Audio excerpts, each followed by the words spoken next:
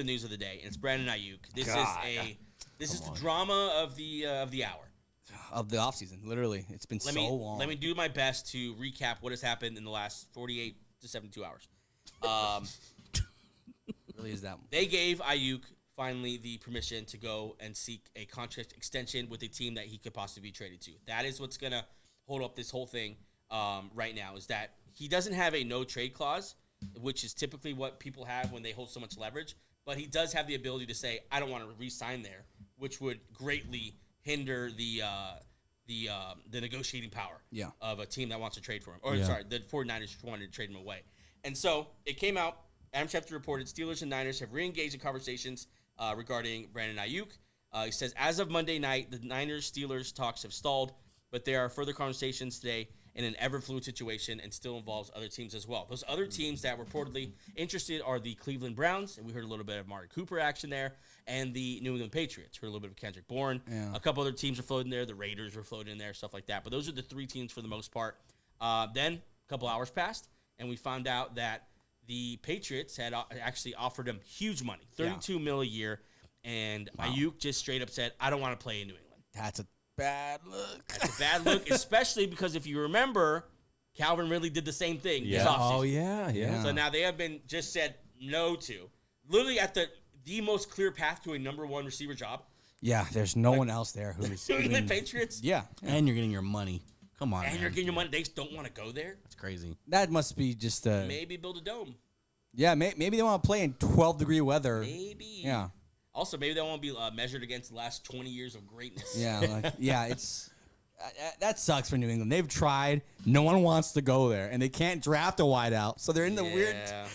They should have drafted Marvin Harrison Jr. Okay, so after a couple hours of all this drama, it kind of came full circle back to the Steelers, where Steelers and Niners re-engaged in talks. When it got to this point, I thought, okay. Yeah, here we go. They've already kind of washed their hands of each other. They went out to see what else is there. Nothing else was obviously there, and they're back together. They're committed to see something work. This is Matt Mia. I can't with his names. Matt Miyako. Sorry, bro, if that's not it. But with NBC, he says the fact that the Steelers are in talks with the Niners toward a possible Aiyuk trade shows all sides have the willingness to get something done. Negotiations and conversations continue. Okay, so then I thought maybe last night we're gonna get a Aiyuk to Steelers. Everyone was waiting for it. Steeler fans are going nuts on Twitter right now. That seemed like the best that was going to happen. Like, of all the chances at which team, it's going to be the Pittsburgh, because then Mike Tomlin has some kind of crafty way of saying, West Coast hasn't waken up yet. So they're talking with the Niners, and then white noise, nothing. So Dan Orsini said about 5 hours ago, the Niners at this point haven't been satisfied with the Steelers' offers and would like a receiver in return for Aiyuk as part of a trade, although they're open to other players as well. So that's kind of where it is now. It seems like where we are is that they agreed on the money. Whatever the extension money is, the Steelers are going to pay them. They've agreed. They just haven't agreed on what the Niners are going to get back yet. Compensation for a player of his magnitude. Like I said a couple weeks ago, the Niners are going to want someone they can win now with. That's the problem with trading Aiyuk, is that you're in a Super Bowl window right now. Yeah. And so there's not much there with the Steelers. No. At least offensively. No, because you don't trade George Pickens. You don't trade George Pickens because no way. No, and then the rest of the Roman. Just for everyone, why do you not trade George Pickens?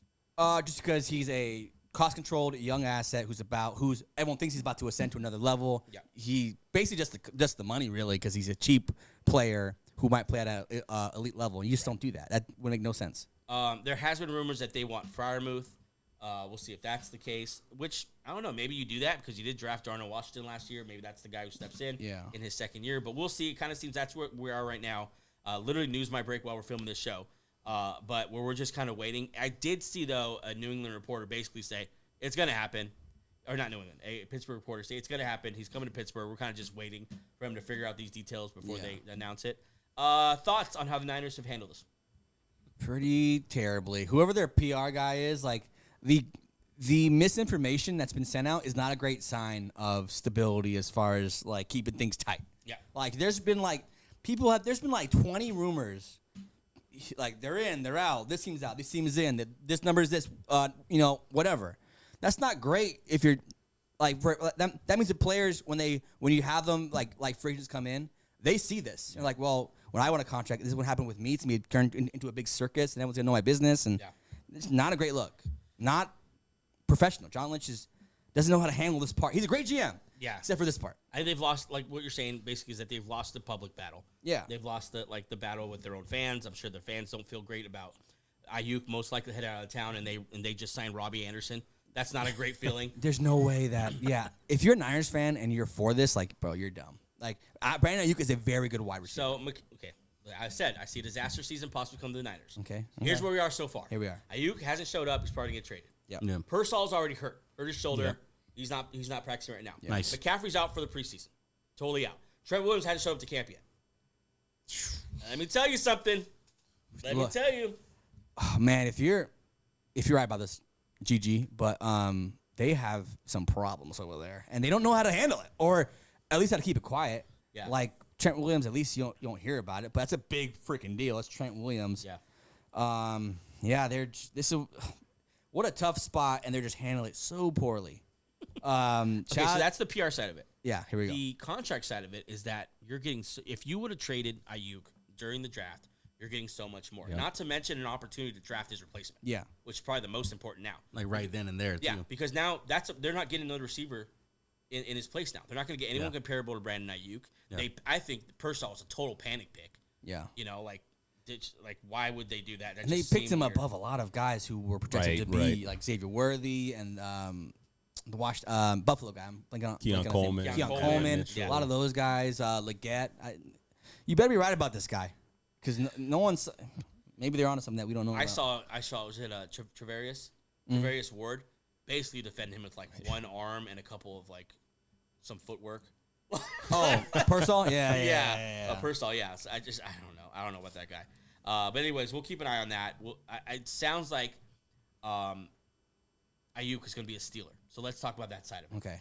Aiyuk pairing up with George Pickens in Pittsburgh with, for now, Russell Wilson, potentially Justin Fields. That backfield with what seems like it's going to be one of the better running games in the NFL. Kind of a rebuild offensive line, kind of. I mean, they're throwing first-round picks at it every year, so I think eventually they'll be good, And a very successful running play caller. What can the Steelers be this year if they get Brandon Aiyuk?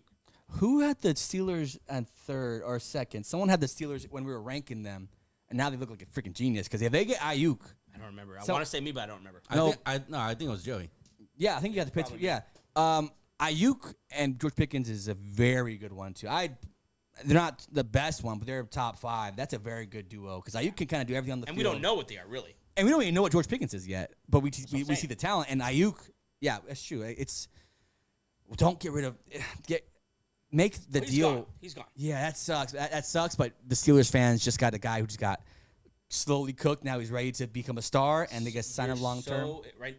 Is there any more excited fan base right now than Pittsburgh Steelers? Yeah, like even more than the Texans and the Colts. Like super excited fan bases. You're seeing all these Justin Fields tapes, so you're like you're just waiting for it. Yeah, you know how it is. When you think you've got that guy at quarterback, you're like you want to believe it. Yeah. That's where you are with him. Yeah. You love George Pickens. That's your guy. Yep. And now you might get Brandon Aiyuk to pair with Pickens, and then you have your 2 tight ends. You have like the defense is always going to be there. You have T.J. Watt still in his prime. Woo! Good times at Pittsburgh. Right now, if they get Aiyuk and Justin Fields is the starter week 1, they're going to win the division. They're going to win the division. That is a lot. Wow. All right, that's got to be put that up. Put it on the board. Yeah, that's a good one. All right, Real quick. Yeah. Here's what I understand about the Niners side. Shoot. So we keep hearing stories, especially with Pittsburgh, that they want a receiver in return. And to your point, what you said, that you feel like the Ricky Pearsall pick was a panic pick. Was that not your replacement right there in the first round? You reached for a receiver. Is that not your guy? Why are you still nickel and diming these teams? You want a receiver of a similar level as Aiyuk in return. I thought you got your guy. Yeah. Good point. That's a great point. Yeah, I thought you had your replacement already. You should just settle for draft compensation if you already got your guy, or just some other piece that's going to help you. But they obviously maybe don't feel like they got their guy. I feel like the better trade partner would be the Browns, because you can get Amari Cooper. Exactly. Yeah. That'd be the best one. I mean, out of the team, just out of the teams that are in it, that'd be the best. Oh, you can send Amari Cooper, or I mean, I don't know how that Jerry Jeudy contract works. Maybe you send Jerry. I don't know if you can do that in the NFL. At this point, maybe decent draft capital and Elijah Moore. Yeah, Elijah Moore is something. A first-round pick at least. They're in a bad spot. Yeah. They're in a rough Do you think spot. there's a sleeper team that we just don't know about, or is all the teams already out there? For some reason, I feel like the Raiders and the Devontae Adams thing is just lurking. I don't know why. Every time I see it, I just think like that just makes some sense to me. Like Devontae Adams just wants to win, Yeah. right? And Aiyuk just wants to go somewhere where he can be comfortable and get paid, kind of like play that line.